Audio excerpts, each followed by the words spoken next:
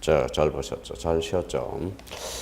자, 우리 120페이지 이제 뭡니까? 주주, 납입금의 보관자 등의 변경 허가 신청 사건. 이걸 한번 보시죠. 자, 자본입니다.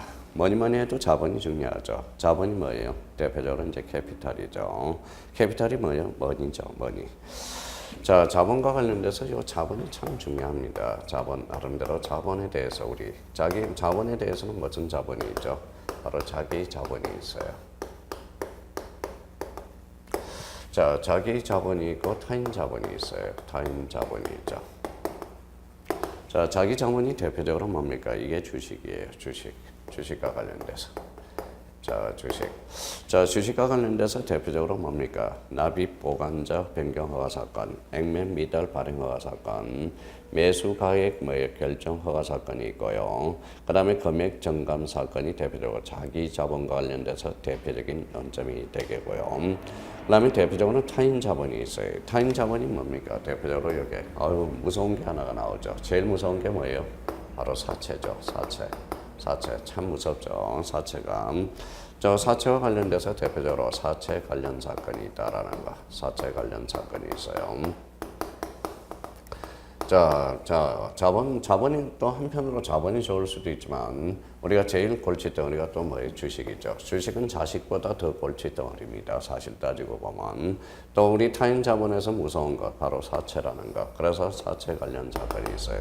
그러면 자기 자본과 대표적으로 이제 뭐예요? 주식과 관련돼서 우리가 이제 첫 번째 논점, 세 번째죠.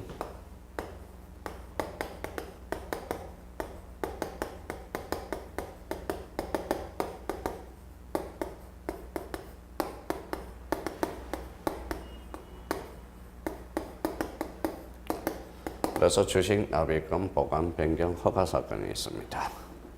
자, 그러면 이제 목차 미리 여기 이제 뭐 사항들 우리가 보는 것보다 우리가 또 사항들을 우리가 전개를 봐야 되겠죠. 자, 그렇다면 어떠한 사항들이 주식 납입 보관 변경 허가 사건과 관련돼서 어떤 것들이 사항이 전개되는지 우리가 한번 봅시다.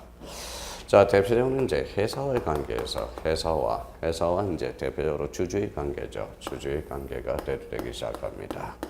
자, 회사는 뭡니까? 회사는 주주한테 뭘 줘요? 바로 주권을 발행하게 되죠. 그래서 주권이 탄생하게 되고요.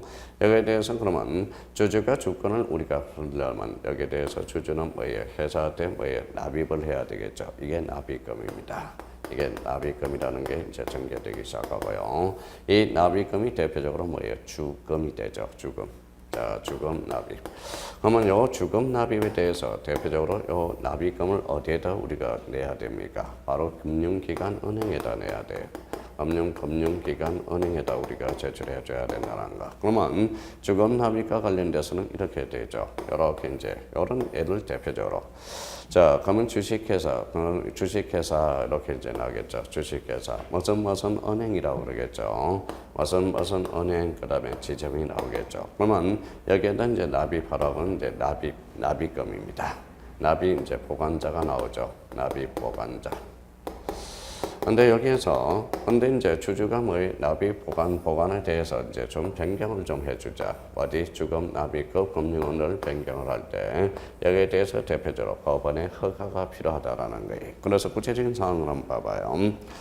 자, 주식회사 설립 후에 신주 발행 시 주식 인수에 청약을 하고자 하는 자는 주식 청약서에 청약을 해야 된다. 그래서 대표적으로 주식 청약서에 납입을 맡을 은행, 기타 금융기관과 납입 장소가 기재되어야 된다. 대표적으로 이거죠. 대표적으로 이제 금융기관 은행에 대해서 주식 청약서가 있으면 무슨 은행, 무슨 지점 납입 보관을 하게 됩니다. 납입을 하라. 그래서 납입 장소가 정의되는데 거기에 대해서 대표적으로 이제 변경을 할 때 법원의 허가가 필요하다라는 거예요. 그래서 이 납입금의 보관자 또는 납입 장소를 변경할 필요가 있을 때 법원의 허가, 바로 여기에 이제 대표적인 상사 비송 사건이라는 전개가 되기 시작한다라는 겁니다. 자, 그렇다면 이제 구체적인 사항을 봤으니까 주식 납입금 보관 변경 허가와 관련돼서 첫 번째 뭘 봐야 돼요? 바로 관할 법원을 봐야 되겠죠. 관할 법원은 대표적으로 어디예요? 바로 지방법원 합의부 줄쳐놓고요. 자, 신청인과 관련돼서 대표적으로 이제 발기 전이다. 그럼 발기인이 이제 발기인 또는 설립 후에는 업무 집행권을 이사가 가지고 있으니까 공동 신청에 의해야 된다라는 거. 그 사유를 소명해야 된다. 그래서 신청인은 발기인 또는 이사가 됩니다. 자, 신청 방식은 특별한 규정이 없으면 비송사건 절차법이 일반 원칙에 따르며 재판은 뭐예요? 결정으로서 우리가 해줍니다. 그래서 지금 납입금 보완자 변경 허가 신청 사건과 관련돼서 대표적으로 이런 전개가 되기 시작한다는 거.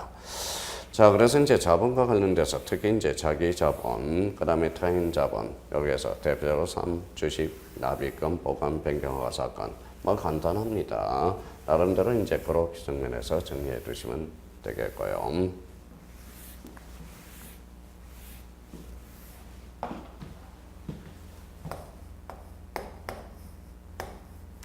자, 4번과 관련돼서 이제 121페이지 단주 임의 매각 허가 신청 사건이에요.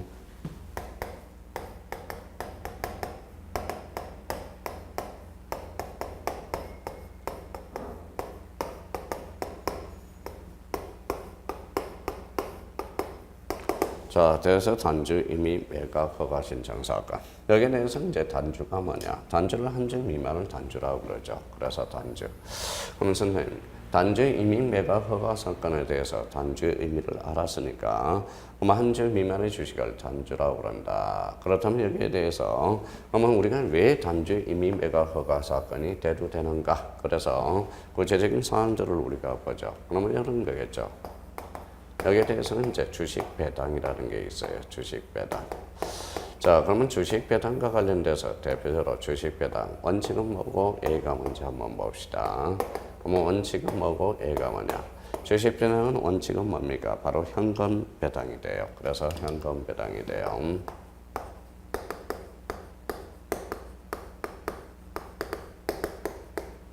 자, A적으로 여기에 대해서 주식 배당이 되겠죠. 주식 배당. 주식 배당. 자, 주식 배당은 어떻게 하는가? 만약에 이렇게 한번 봅시다. 자, 그러면 주식 3주당 한 주 배당한다. 주식 3주당 한 주당의 한 주씩 배당한다. 한 1주씩 배당을 하게 된다. 그럼 제가 뭐다 10주를 가지고 있어요. 10주. 그래서 10주를 가지고 있어요. 그럼 10주를 가지고 있으면 어떻게 돼요? 3주는 한 주를 배당하겠죠. 그러면 또 3주는 또 한 주를 배당하겠죠. 그러면 3주는 또 한 주를 배당해. 그러면 우리가 10주를 가지고 있었죠. 그러면 한 주가 요거 한 주 미만이라는 게 이게 바로 단주가 됩니다. 그러면 요 단주에 대해서는 배당할 수 없잖아요. 그러면 요걸 한 주를 팔아야 돼. 팔아서 여기에 이제 임의 매각이 돼야 된다는 거예요. 그래서 임의 매각이 돼야 되겠죠. 그래서 임의 매각이 탄생하게 되고 요때 임의 매각은 대표적으로 법원의 허가를 얻어야 된다는 거예요. 그래서 법원의 허가 이렇게 됩니다. 그렇다면 자, 우리 형님들 여기 한번 봐봐요. 주식 배당은 원칙은 무슨 배당이다? 현금 배당. 액으로 주식 배당으로서 주식 3주당 한 주씩을 배당하고 거기에 대해서 3주에 하나, 3 하나. 그러면 이 사람은 궁극적으로 그러면 몇 주를 가지고 있어요? 그래서 이제 9주에다가 3주를 더하니까 12주가 되네요. 아마 한 주가 남게 된다라는 거예요. 그래서 거기 121페이지 사항을 우리가 한번 보시죠. 한 주 미만의 주식을 단주로 하고 주식 병합, 주식 분할, 주식 배당의 사유로 발생한다. 우리나라 상법이 이러한 주식을 인정치 않으므로 그 처리가 문제된다. 주식 병합에서 병합 등에 대해서 적합하지 아니한 수의 주식에 있어서는 그 병합에 적당하지 아니한 부분에 대하여 발행한 신주를 경매하여 각 주수에 따라서 그 대금을 종전의 주주에게 지급해야 합니다. 그러나 거래소의 시세가 있어 주식은 거래소를 통하여 매각하고 거래소의 시세가 없는 주식은 법원의 허가를 얻어. 그래서 여기에 포인트네요. 경매 외의 방법으로 매각할 수 있다. 이를 단주 임의 매각이라고 한다. 이때 법원의 허가를 얻는 것이 비송사건에 해당합니다. 그렇다면 자, 한 주당 6,000원인데 그걸 뭐다 2,000원. 2,000원 한다면 손해를 볼 가능성이 있죠. 그래서 법원의 허가를 얻어야 된다는 게 바로 단주 임의 매각 허가 신청 사건이 됩니다. 자, 대표적으로 그러면 우리가 여기에 대해서 우리가 봤으니까 그러면 첫 번째 그러면 단지 임의 매각 허가 사건에 대해서 첫 번째 그러면 관할에 대해서 관할은 뭐 우리 지방법원 합의부가 되겠죠. 자, 두 번째는 신청인은 여기에서 이제 신청인과 관련돼서 우리가 기억해 둘 게 하나가 있어요. 신청인은 이제 우리가 이렇게 했어요. 납입금, 납이죠. 납청단이라고 그래서 납청단, 요 단자가 있네. 단주 임의매각. 그렇다면 결론적으로 이사 전원의 공동 신청으로 이루어진다는 게 하나. 요 이제 신청과 관련돼서 요게 이제 공동 신청이라는 게 하나의 논점이 대두되기 시작한다고. 그래서 요게 이제 공동 신청을 꼭 체크해 둘 필요가 있어요. 자, 신청 방식은 특별한 규정이 없으므로 그럼 당연히 배송사건 절차법에 따른 일반 원칙에 따라줘야 된다는 거예요. 그러면 심리 및 재판에 대해서 특별한 규정이 없으면 재판을 결정한다. 그러면 단주 임의 매각 허가 신청 사건에 대해서 출제원이 보는 이유는 뭘까요? 바로 이 공동 신청을 우리가 보는 하나의 논점이 된다라는 거예요. 공동 신청. 그래서 단주 임의 매각 허가는 바로 공단이라고 한번 외워주세요. 단주 임의 매각 허가 신청 사건에서 납청단 이렇게 한번 우리가 외워두면 아주 좋을 것 같아요.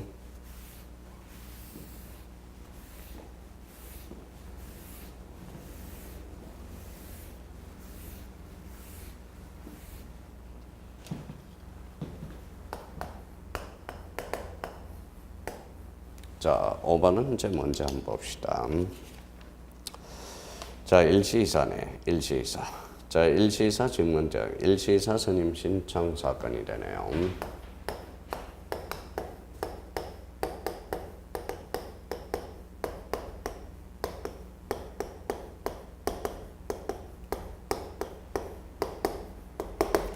자, 일시이사와 관련돼서는 우리 대표적으로 꼭 기억해 둘 게 하나가 있죠. 우리가 여기에 대해서 대비해서 일시이사는 우리 특히 민사비송 사건에 대해서 이미 한번 살펴본 임시이사와 동일하게 됩니다. 근데 우리가 임시이사와 일시이사의 차이점은 이거는 일시이사에 대해서는 등기를 요하지 않고요. 일시이사에 대해서는 등기를 요한다라는 게 여기에 대표적인 이제 이런 의미에서 차이점이 난다라는 걸 기억해 두실 필요가 있어요. 그러면 벌써 우리가 이제 기타 비용 기타 문제와 관련돼서 바로 등기, 요 등기 부분이 하나의 또 논점이 될 수 있다라는 걸 확인해 두셔야 되겠죠. 자, 그렇다면 이제 목차 미리 보기 여기 이제 한번 보고요. 그러면 일시이사 등 선임 신청 사건에 대해서 논하시오 이렇게 되네요. 자, 이제 여기에 대해서 이제 사항들이 어떤 사항들이 제시되는 거 봐봐요. 자, 첫 번째 사건. 자, 우리가 이제 임기가 만료됐어요. 이 시간 이제 이사가 임기가 만료됐다. 임기 만료. 대표적으로 임기 만료되고 여기에 대해서 이제 사임을 하게 되죠. 사임이 있고요. 사임이 있으면 결론 임기가 만료하고 사임이 있다면 대표적으로 어떤 상태가 생겨요? 바로 공백 상태가 생깁니다. 그러면 여기에 대해서 대표적으로 이제 결연이 생겼다. 그러면 결연이 생기게 되면 여기에 대해서 이제 결연에 대해서는 대표적으로 어떤 거 있어요? 바로 사망을 하든지 그래서 사망입니다. 이사가 사망하든지 여기에 대해서 해임입니다. 해임이라는 것은 우리가 해임을 하든지 사망에 대해서 누가 결연이 생겼죠? 바로 이사가 결연이 생겼다라는 거예요. 그러면 여기에 대해서 우리가 이제 결연이 생겼다라는 것은 우리가 이제 공백이 생겼다라는 거죠. 그러면 결론적으로 일시이사를 선임해야 되는 사건이 이제 대두되기 시작합니다. 그러면 이제 대표적으로 이제 사항을 보죠. 법률 또는 정관에 관한 이사의 원수를 결한 경우에는 임기 만료 또는 사임으로 인해서 퇴임한 이사는 새로 선임된 이사가 취임할 때까지 이사의 권리 의무가 있다. 이 경우 필요하다고 인정할 때 퇴임 이사가 이사로서의 권리 행사를 원치 않거나 이사의 사망, 해임 등 일시적으로 이사의 직무를 수행할 자를 필요한 경우 법원은 이사, 감사, 기타 이해관계의 청구에 대해서 일시 이사의 직무를 행할 자를 선임할 수 있다. 이를 일시 이사라고 그래요. 자, 일시이사라 하면 이 경우 본전 소재지에 등기를 해야 된다. 이 경우 대표이사, 감사, 정사인, 유한 회사의 이사, 감사 등에 똑같이 준용한다. 그럼 사항들을 봤죠. 어떤 사항이에요? 자, 임기가 만료됐든지 사임을 하고 거기에 대해서 결연이 생기고 그다음에 가망하고 힘이 생겼다면 거기에 대해서 공백이 뚫리니까 여기에 대해서 우리가 이사를 선임해야 되는데 바로 직무대행자. 여기 이제 대표적으로 직무대행자 아니면 직무대행자 아니면 거기에 대해서 뭐예요? 바로 일시이사를 선임해야 된다. 일시이사. 누구의 선임? 일시이사죠. 자, 법원에 선임을 해야 되겠죠. 허가를 얻어서. 자, 그렇다면 이제 뭡니까? 첫 번째 관할. 지방법원 합의부가 되겠죠. 자, 2번은 그러면 누가 해야 돼요? 바로 업무 집행권을 가지고 있는 이사가 신청하든지 그 다음에 거기에 대해서 감사, 이사 감사죠. 자, 그러면 기타의 이해관계인이 신청해야 되며 이해관계는 주주 또는 채권자들이 그렇게 선거하죠. 그래서 이해관계인 이사 감사가 신청해야 된다라는 거. 그러면 결론적으로 자, 신청 방식이죠. 그러면 신청 방식은 다 봐봐요. 자, 우리가 대표적으로 총도 없고요, 금도 없고요, 가도 없죠. 가도 없고 액도 없어. 그러면 결론적으로 총건 가액이 아니죠. 그러면 비송사건 일반 원칙에서 따라줘야 되겠네. 그러면 자, 대표적으로 법률에 특별한 규정이 없으므로 비송사건 절차법에 정한 일반 원칙에 따라줘야 된다는 거예요. 그러면 심리 및 재판과 관련돼서 직무대행자의 선임에 관한 재판은 이사감사의 진술입니다.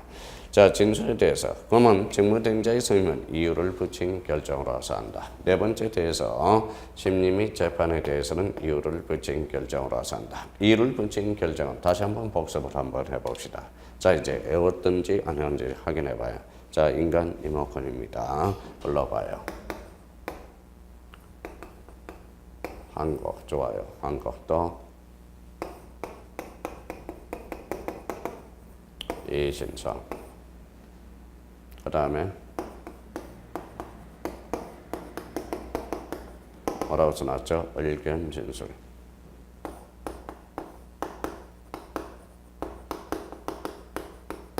사회적으로 중요한 것.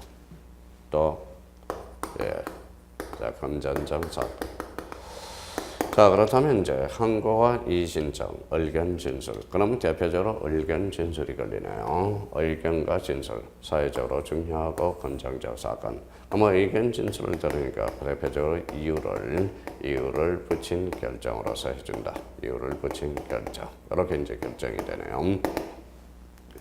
자, 불법 방법에 대해서 자, 신청을 인용한 결정에 대해서는 불복할 수 없다라는 거. 자, 대표적으로 이제 불법 방법이 되고요.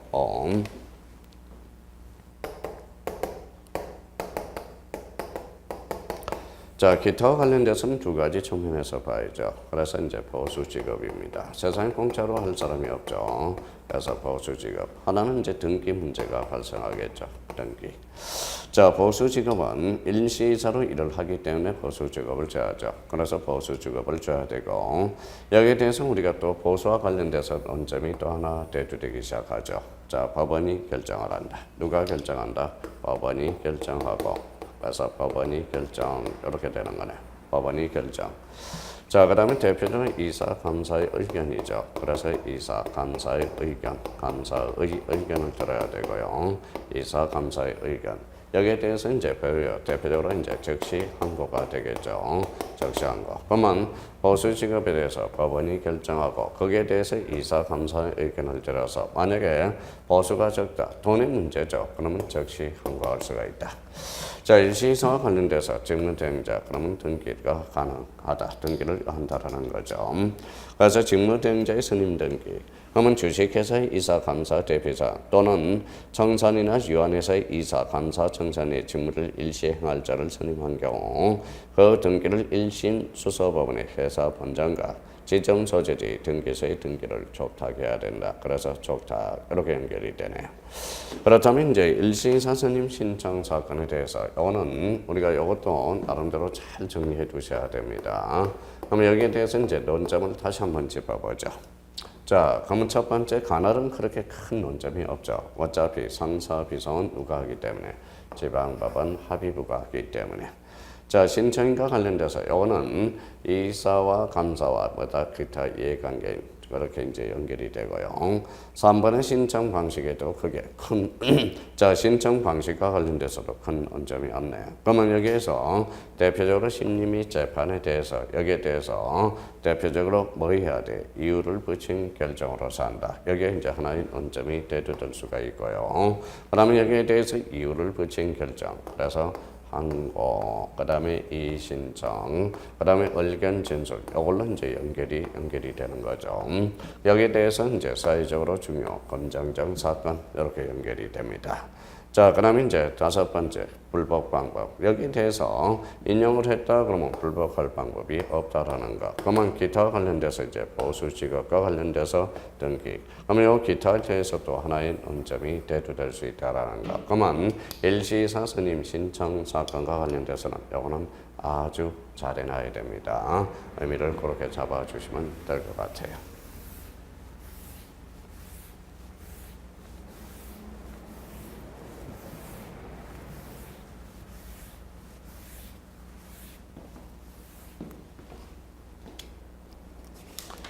자, 그러면 이제 우리 한번 보죠.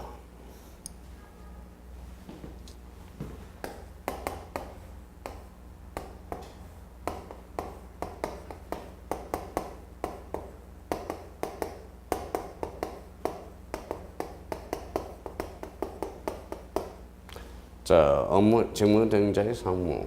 예.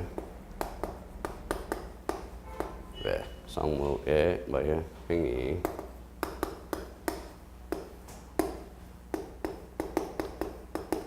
허가 사건이 있습니다.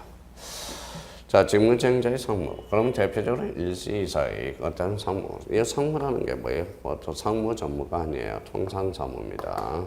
자, 통상사무. 그러니까 통상사무의 행위허가 사건입니다. 그래서 여기에 상무.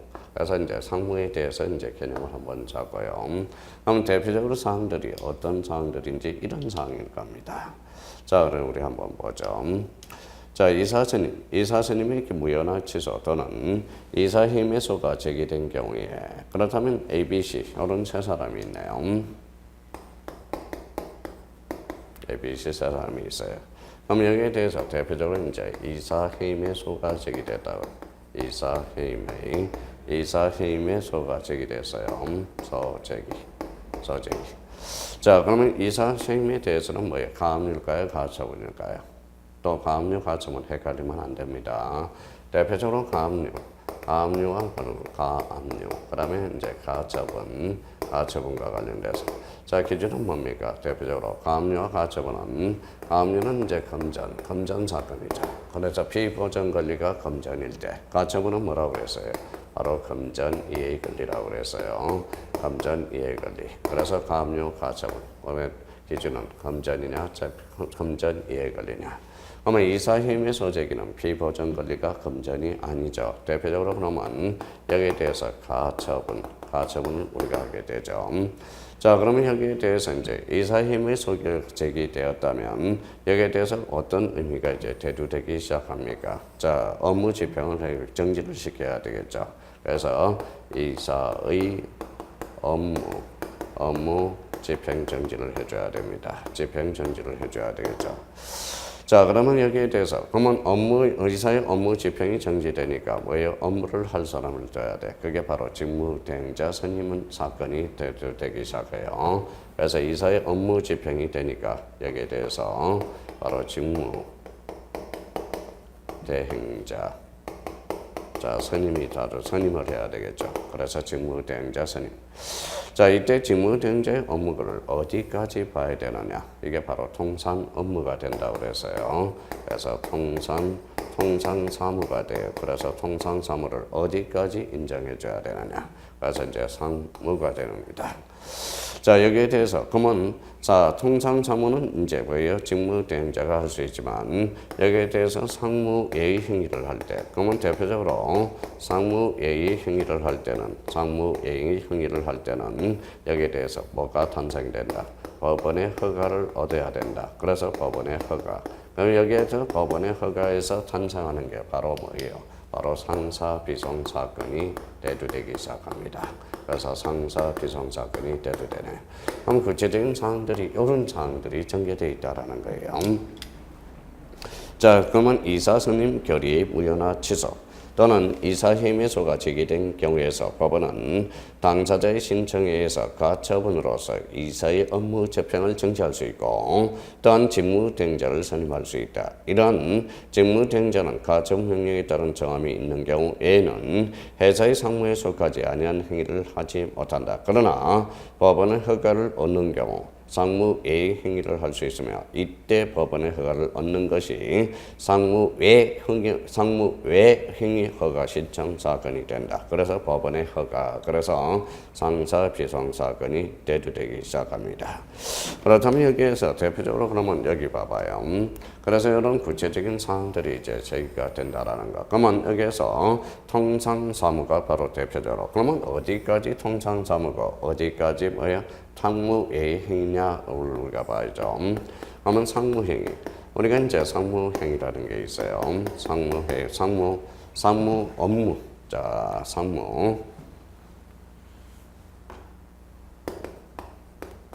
행위. 자, 그러면 상무행위와 관련돼서 대표적으로 뭐가 있을까요? 여기는 이제 대표적으로 전기총회라는 게 있겠죠. 그래서 전기총회. 그런데 상무외의 행위. 그러면 상무외의 행위에 대해서는 바로 임시총회. 아, 그렇구나. 여기에 대해서 이제 임시총회 사건이 이제 상무외의 행위에 속한다라는 거네요. 그러면 이사 직무 집행자의 상무외의 행위 허가 사건에 대해서 첫 번째 이제 자, 뭘 봐야 돼요? 이제 관할을 봐야 되겠죠. 관할. 자, 두 번째는 뭡니까? 바로 신청인을 봐야 되겠죠. 세 번째 이제 신청 방식에 대해서, 신청 방법에 대해서 봐야 되고, 네 번째 이제 심리 및 재판에 대해서 우리가 봐야 되고요. 여기에 대해서 이제 다섯 번째 불복 방법은 어떻게 있는가, 어떤 방법이 있는가. 여섯 번째 이제 기타라는 의미에서 자, 그러면 관할, 신청인, 신청 방법, 심리 및 재판, 불복, 기타 이걸 이제 봐야 되겠죠. 자, 관할 법원은 이사 선임의 결의 무효 취소나 이사 힘의소가 제기된 본안 소송의 법원에 갈라놓한다. 그래서 거기에다 줄 쳐놓으세요. 이사 선임 결의 무효나 취소 또는 이사의 소가 제기된 거기 본안 소송의 법원에 관할. 자, 신청인은 누굴까요? 바로 신청인은 직무대행자가 하겠죠. 직무대행자가 상무외의 행위를 허가할 때는 그자가 허가를 얻어야 되니까 직무대행자의 신청에 따라줘야 되고요. 자, 신청 방식은 법률에 특별한 규정이 없으므로 비송사건 절차법에 따른 일반 원칙에 따라줘야 되고 심리 및 재판에 대해서 재판은 결정으로서 자, 신청을 인용한 재판에 대해서 적시한고할 수 있습니다. 이 경우 항고기관은 직무대행자의 재판에 고지를 받은 날로부터 그래서 고지를 받은 날부터 기산하며 직무대행자가 일단 상무외의 행위를 해버리면 돌이킬 수 없는 결과가 발생할 염려가 있기 때문에 이 항고에 대해서는 집행정지 효력이 있다. 요걸 한번 체크해 둘 필요가 있죠. 그래서 한번 상무외의 행위를 하면 한번 해버리면 대표적으로 돈과 관련된 사건, 대표적으로 이런 것들은 집행 정지를 해놔야 된다라는 거. 그러면 기타와 관련돼서 대표적으로 뭐예요? 집행 정지의 원칙. 자, 집행을 정지해야 된다. 그래서 집행 정지의 원칙이 적용이 있다라는 거. 그럼 여기에 대해서 대표적으로 한 점은 바로 여기에 집행 정지의 원칙과 관련돼서 꼭 한번 체크해 두시면 되겠습니다. 자, 그렇다면 이제 여기에 대해서 그러면 저희가 이제 이사 직무대행자의 상무의 행위허가 사건에 대해서 그러면 여기에 대해서는 본안 소송에 관할로 하고 신청인은 직무대행자고 신청 방법은 특별한 방법이 없다면 바로 비송사건 절차법에 따라줘야 되고 심리 및 재판은 마다 결정으로서 하고 여기에 대해서 불복에 대해서 신청을 인용한 재판에 대해서는 적시한고할 수 있으며 여기에 대해서 기타는 이사가 상무를 예의 행위를 허가하려면 다시 돌이킬 수가 없죠. 그래서 대표적으로 집행정지 원칙 요 개념을 우리가 잡아둘 필요가 있어요. 그러면 이사 직무대행자의 상무의 행위허가 사건 그러면 사무가 뭐냐? 그래서 통상사무다. 그래서 저희가 이제 써봐야 돼요. 아주 쉬워요. 우리가 나름대로 비성사건 총칙법만 잘 해놨다면 원래 누누이 이야기했죠. 비성사건 총칙적은 일종의 공식이라고 그랬어요. 그걸 우리가 대비해서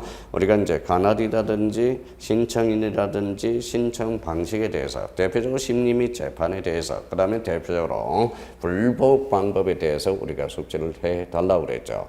여기에 대해서 우리가 이제 일반적인 목차가 그렇게 이제 전개가 되기 시작합니다. 그러면 우리가 이제 7번과 관련돼서 대표적으로 우리가 살펴보도록 하죠. 7번 소송상 대표자 선임 사건입니다. 자, 7번을 한번 보죠.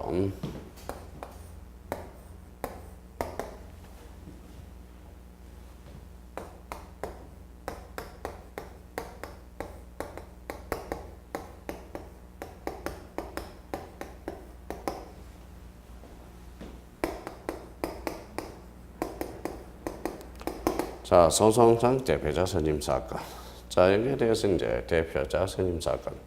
자, 우리가 이사는 대표적으로 뭐가 있어요? 업무 지평권과 뭐가 있다? 대표권이 있다고 그랬죠. 대표권. 요거는 대표적으로 이제 대표자니까 여기에 대해서 이제 논평 및 전수되는 게 바로 대표권이라는 거예요. 대표권. 자, 그러면 여기에 대해서 대표권으로서 왜 그러면 이런 소송상 대표자 선임 사건이 대두되는가? 그걸 우리가 봐야죠. 자, 이제 대표적으로 이제 상인인에는 뭐가 있다? 개인 상인과 회사 상인이 있어요. 우리가 이제 개인 상인에 대해서는 민사, 상사, 비송 사건에 대두되지 않아요. 그러면 대표적으로 이제 회사대. 그래서 회사라는 게 있어요. 그래서 회사대. 자, 회사하고 이제 뭐예요? 회사하고 이제 회사대 이렇게 되겠죠. 자, 그러면 결론적으로 회사는 뭐예요? 자, 일반인하고 일반인의 뭐다? 일반인이 있어요. 그러면 회사를 대표하는 사람이 뭘까요? 바로 뭐다? 이사가 돼. 그러면 일반인과 이사가 이제 뭐다? 바로 한판 싸움은 소송 대표자, 소송 사건이 되죠. 일반인과 이사. 자, 여기에 대해서 이제 이사가 있으면 이사와 관련돼서 그러면 이사에 대해서 그러면 소송 대표자는 바로 감사의 싸움이 있을 때 이사 감사 요 관계가 또 형성이 되고 있네요. 자, 또 감사 또 감사에 대해서 그러면 회사 대 감사의 싸움이 있으면 누가 또 대표자로서요? 바로 이사가 대표자로 생기겠죠. 그래서 감사 이사예요. 근데 여기에 대해서 만약 감사위원회하고 회사가 이겼을 때 그러면 감사위원회 그러면 감사위원회는 대표적으로 3인의 이사로 구성되어 있다라는 거예요. 그래서 3인의 이사로 구성되어 있다. 그러면 감사위원회하고 그럼 누구를 둬야 되느냐? 이사를 둘 수가 없잖아요. 그러면 거기에 대해서 감사위원회하고 그러면 회사에 대해 있을 때 이렇게 이제 뭐예요? 소송이 분쟁이 생겼을 때 그러면 결론적으로 그러면 감사위원회 회사하고 소송이 생겼을 때 그러면 회사는 법원의 허가를 얻어서 소송 대표자를 선임할 수 있다라는 거예요. 이게 바로 소송상 대표자 선임 사건이 됩니다. 자, 그러면 126페이지로 한번 넘어가 보죠. 회사의 소송 대표권은 이사가 가진다. 자, 회사의 소송 대표권은 이사가 가지죠. 그러나 회사가 이사에 대해서 또는 이사의 회사에 대해서 소를 제기한 경우 감사가 그 소에 대해서 회사를 대표한다. 그러면 여기에 대해서 구체적인 사항을 제시했다라는 거예요. 일반인은 당연히 이사가 대표권을 갖죠. 그러면 이사하고 감사의 싸움이 있을 때 그때는 뭐다? 감사가 또 회사하고 그러니까 일반인 대 회사하고 싸움이 있을 때는 그때는 이사가 대표권을 가져요. 소송상 대표자. 그러면 이사 대 뭐다? 회사하고 다툼이 있을 때 그때는 감사가 바로 대표권을 갖는다라는 소리예요. 그러면 여기에 대해서 감사 대 회사가 또 싸움이 벌어면 그때는 이사가 대표권을 가지게 돼. 근데 회사하고 감사위원회에 대해서 그러면 이사가 뭐다? 3인의 이사. 여기 이사가 포함되어 있다라는 거예요. 그러면 회사에 대해서 불이익을 받을 수가 있다라는 거예요. 그러면 회사는 법원에 대해서 소송상 대표자를 선임해달라. 그래서 소송상 대표자 선임 사건이 대두되기 시작해요. 그러면 거기에 대해서 감사위원회는 이원이 소의 당사자인 경우 감사위원회 또는 이사는 법원의 회사를 대표할 자를 선임하여 줄 것을 신청해야 된다. 감사위원회 위원은 3인 이상의 이사로 규정됨으로써 결국 회사의 초성 대표자가 없게 되기 때문이다. 그래서 여기에 대해서 우리가 가민의 이사들로 구성되어 있을 때, 그러면 감사대 회사를 했을 때는 이 이사가 포함되기 때문에 소송을 대표할 결론이 없다라는 거예요. 그래서 대표자로 소송상 대표자 선임 사건이 대두되기 시작하죠. 그럼 첫 번째입니다. 자, 관할법원이죠. 관할법원은 주주 대표 소송이 관할법원 회사의 본점 소재지, 바로 본점 소재지 지방법원 관할로 하고요. 자, 신청위원회는 감사위원회 또는 이사의 신청에서 하죠. 자, 소규모 회사의 경우는 회사 이사 또는 이해관계인의 신청이 합니다. 그렇다면 신청인은 누구냐? 바로 감사위원회 또는 이사의 신청에 대해서 자, 신청 방식입니다. 자, 법률에 특별한 규정이 없으므로 비송사건 절차법에 정한 일반 원칙에 따른다라는 거. 그러면 심리 재판에 대해서 법원은 재판 전 이사 또는 감사위원회의 진술 동그라미. 그러면 진술 이유를 붙인 결정 줄쳐놓고요. 재판을 해야 된다. 자, 불법 방법에 대해서 신청을 인용한 재판에 대해서 불법 신청을 할 수는 없다 줄쳐놓고요. 그러면 이런 이제 대표적으로 소송한 대표자 선임 사건과 관련돼서 구체적인 사항을 제시되고 거기에 대해서 우리가 이제 기존의 틀에서 우리 관할법원 신청인 신청 방법, 그다음에 심리 및 재판 불법 방법 기타에 대해서 우리가 살펴보시면 되겠죠. 그렇게 뭐 큰 문제는 없습니다.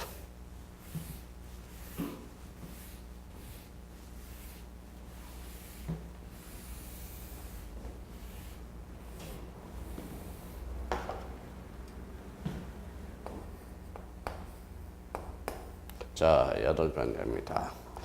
자, 주식의 액면 미달 발행 인가 신청 사건.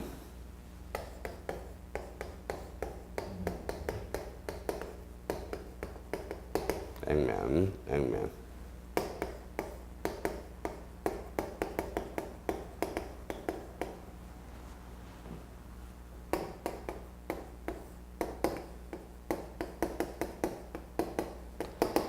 자, 자기 자본에 대해서 대표적으로 주식의 액면 미달 발행 인가 허가 사건이 대두되겠죠.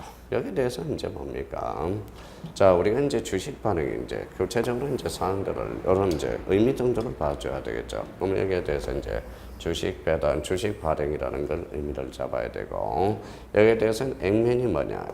액면이 미달에 대해서. 그러면 우리 액자를 꼭 기억해 두셔야 되고요. 그러면 대표적으로 이제 주식 발행이라는 거예요. 주식 발행. 그러면 주식 발행은 자, 주식 발행과 관련돼서 두 가지 측면을 우리가 봐야죠. 설립시입니다. 자, 설립시.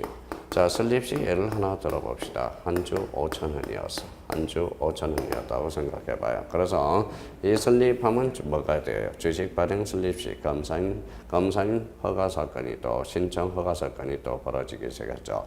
그럼 설립시야.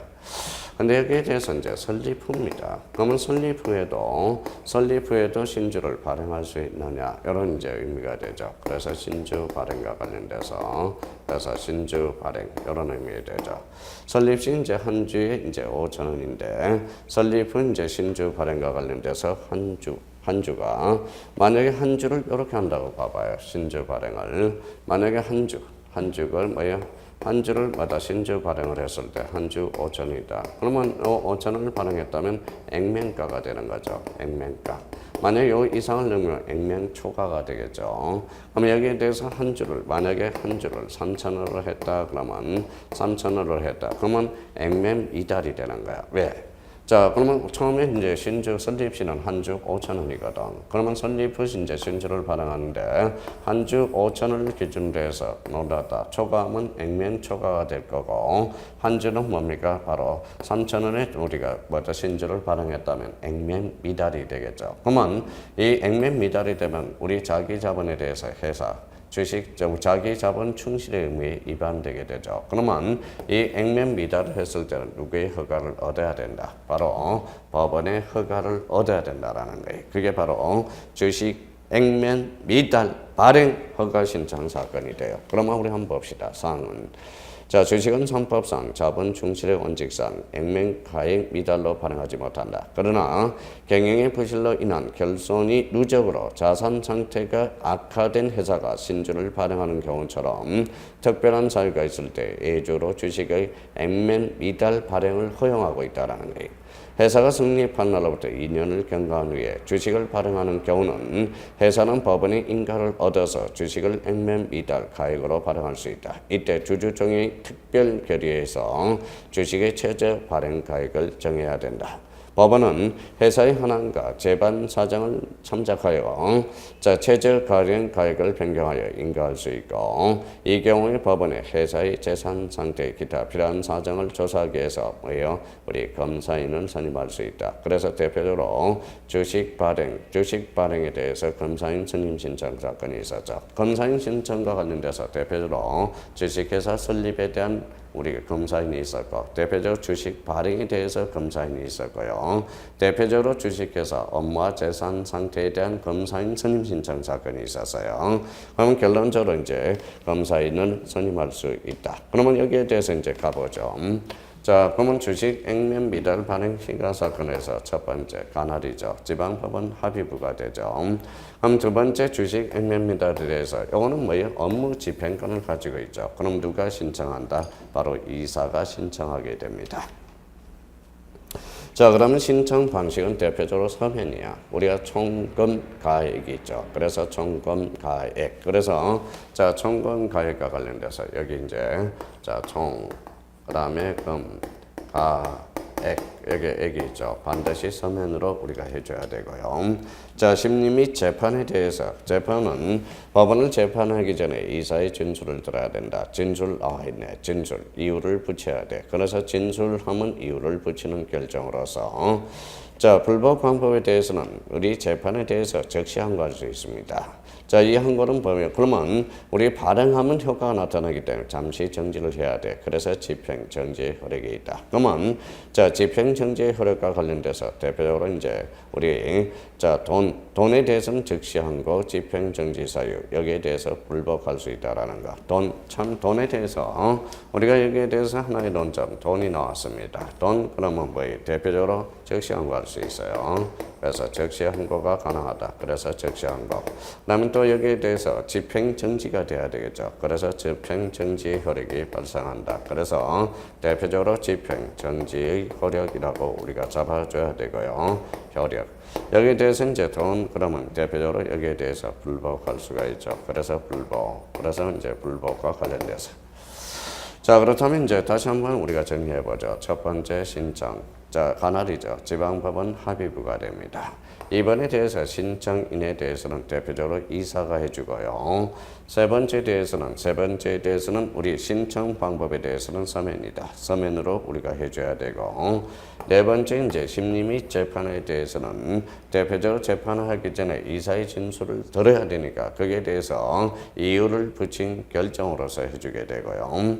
자, 그 다음에 다섯 번째 불법 방법에 대해서 여기에 대해서 돈과 관련된 거 불법 방법과 관련돼서는 돈입니다. 즉시 항고, 집행 정지 효력이 있고 불복할 수 있으며 그래서 주식의 액면 미달 발행 인가 허가 사건에 대해서 이것도 좀 잘 해놓으셔야 됩니다. 논점들이 많잖아요. 그래서 이제 대표적으로 이제 이런 측면에서 정리해 주시면 됩니다. 그렇다면 우리가 이번 시간에 단주 임의 매각 허가 사건 일시이사 선임 신청 사건 요거 잘 정리해 주셔야 되고 직무대행자 상무의 행위사가 사건 상무가 바로 통상사무의 줄임말이 바로 상무가 됩니다. 그래서 소송상 대표자 선임 사건 주식 액면 미달 발행 인가허가 사건 요거는 특히 잘 해놓으셔야 된다는 거. 그러면 특히 이제 우리 5번과 8번에 대해서는 정확하게 우리가 잡아두셔야 됩니다. 자, 우리가 이제 다음 시간에 이제 9번 테마로서 주식 매수 가격의 산정, 결정, 신청 등 사건에 대해서 우리가 살펴보도록 하고요. 그리고 대표적으로 자꾸 외워줘야 됩니다. 특히 이제 상사 비송 사건을 하기 전에 대표적으로 비송 사건 총칙 부분에 대해서 우리가 숙지를 해주고 자꾸 읽어오세요. 우리가 이제 대표적으로 민사 비송 사건과 상사 비송 사건은 대표적인 강론 파트에 총칙이 잘 돼야 우리 강론으로 연결될 수 있으니까 나름대로 우리가 그 의미를 잡으면서 비송 사건 총칙에 대해서는 자꾸 반복해서 읽어두셔야 된다라는 거. 자, 그러면 우리가 이제 계속 2차의 포인트는 뭐다? 계속해서 시나리오를 작성해서 자기가 계속 반복해서 써보는 것. 이게 가장 중요하다고 그래서요. 요즘 날씨도 덥고 뭐예요? 장마철이고 뭐다 후덥지근하지만 그래도 우리가 뭔가 쓰고 있다라는 거. 쓰고 있다라는 게 대표적으로 뭡니까? 우리 살아있다는 겁니다. 2차 과목에서는 대표적으로 암기하는 것도 생존할 수 있지만 적자 생존이라는 것, 적는 자만이 살아남을 수 있다. 그걸 꼭 잊지 마시고 우리 다음 시간에 뵙도록 하겠습니다. 하여튼 끝까지 강의 들어서 감사드리고요. 안녕히 계십시오. 감사합니다.